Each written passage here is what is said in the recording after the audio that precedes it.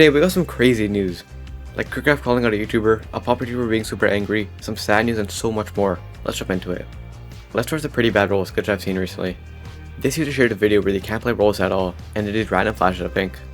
I'm not going to show it fully since some of you might be sensitive, but it's really bad and makes Roblox completely unplayable.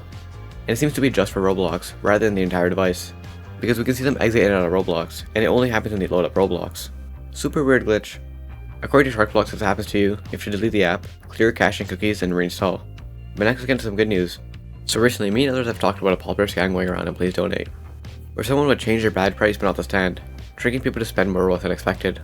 This happened to Alex recently. He lost 100,000 Robux because of this, and had them actually fix the issue, which is amazing, because this wasn't anything new. A lot of people have been getting scammed like this, so it's good to see that's finally fixed. And next we saw something pretty crazy. Shout out to Chizeled for this, but he covered that a popular Roblox developer was selling their account on eBay for $100,000, which is just crazy and obviously against the TOS. Now this account unfortunately didn't sell, and the story actually is more interesting, because the dude who owns the account commented saying that he didn't even make the listing. Someone was just pretending to be him.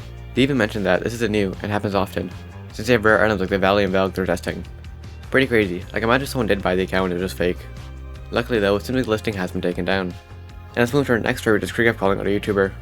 He tweeted us saying, "You know you made it when scammers start using your face on thumbnails," and showed this picture where someone is doing a scam livestream and using Kreek in the thumbnail.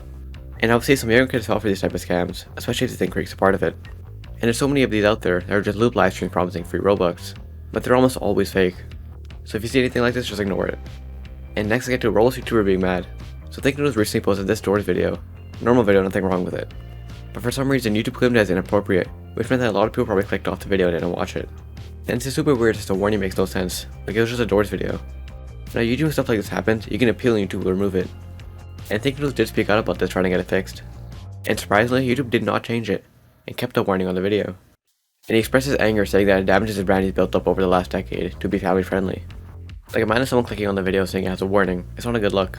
And also, I'm not saying the exact word and trying to blur it out, because if I say it, my video will probably also get a warning. But this has now come to the point where ThinkNoodles was so frustrated that he decided not to post. Really awful situation. Hopefully he can get it all fixed. And let's move to our last story. Recently, our battles had their final battle, and the first like 30 people get a rare item, and also the first 10,000. So it's always a big race. And well, it was extremely hard this year, and many were frustrated. Their game rating even dropped, which is just stupid. And then there was more drama because there's issues rewarding the items.